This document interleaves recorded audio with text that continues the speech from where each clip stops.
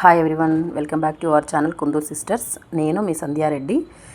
ఇక్కడ కనిపిస్తున్నాయి ఏంటో ఈ పాటికి మీకు అర్థమై ఉంటుంది కదా, అదేనండి వేడి వేడి డోనట్స్ అనమాట. స్ప్రింకిల్స్ చూడండి ఎంత ఎక్కువ చల్లేస్తున్నారో మా ఆయన. ఒక్కొక్క దాని మీద ఒక్కొక్క టైప్ కలర్ ఏమంటే మొత్తం అన్ని కలర్స్ అన్ని డోనట్స్ మీద వేసేసారనమాట.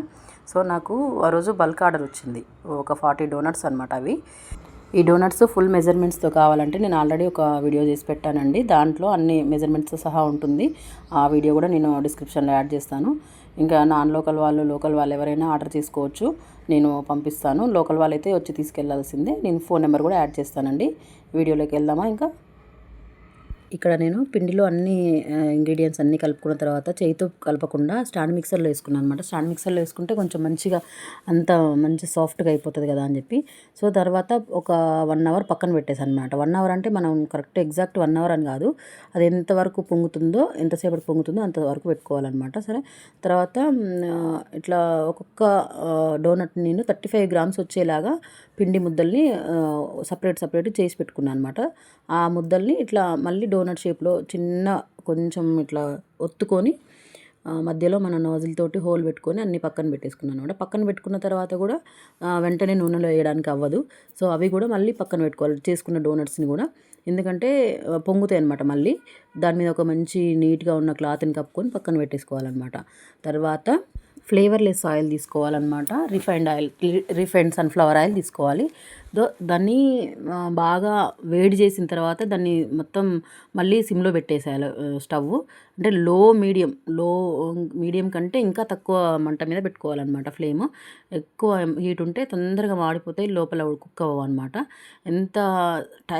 చాలా టైం పడుతుంది దీనికి వేగడానికి. ఎందుకంటే తక్కువ సిమ్లో పెట్టుకోవాలి. అసలు చెప్పాలంటే సిమ్లోనే వస్తాయన్నమాట, మంచిగా అవుతాయి అన్నమాట. సో అట్లా వేయించుకోవాలి. ఇంకా మిగిలినవి కూడా అట్లనే సిమ్లో పెట్టేసి చేసుకోవాలన్నమాట. అట్లా నేను 40 డోనట్స్ చేశాను. చాలా టైం పట్టింది నాకు. మార్నింగ్ 8:30కి స్టార్ట్ చేస్తే 11:45 అయిపోయిందనమాట. వాళ్ళు 12 గంటల వరకు ఇవ్వమన్నారు కస్టమర్. సో వాళ్ళు చెప్పిన టైం కల్లా చేసి ఇచ్చేసాను.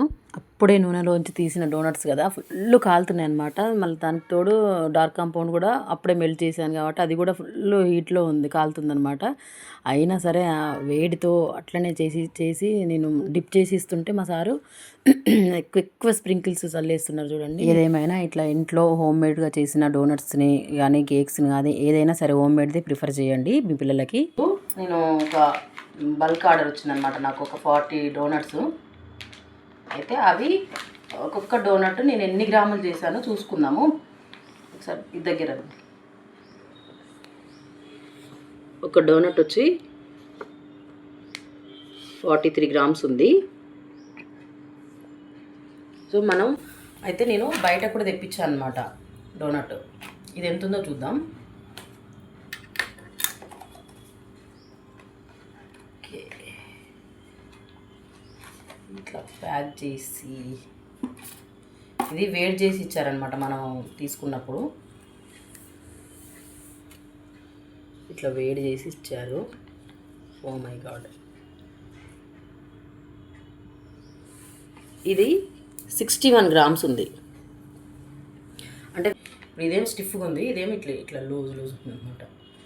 సో ఇది 61 గ్రామ్స్ ఉంది. ఇది 43 గ్రామ్స్ ఉందన్నమాట. దీని ప్రైస్ ఎంత చెప్పనా? ఇదేమో 30 రూపీస్ నాది, నేను చేసిన హోమ్ మేడ్ది.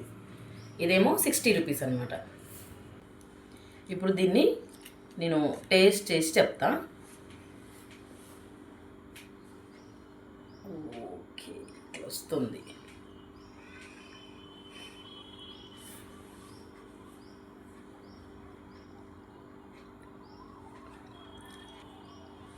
కొంచెం పుల్లగా, ఎక్కువ ఈస్ట్ వాడితే ఎట్లుంటుందో అట్లుంది కొంచెం. ఇది మనది. సో దీన్ని మంచి ఇట్లా పట్టుకుని తినొచ్చు అనమాట. నాదని గొప్ప కాదు, కానీ నాకు నచ్చింది నాదే. దానికంటే ఇదే బాగుంది టేస్ట్.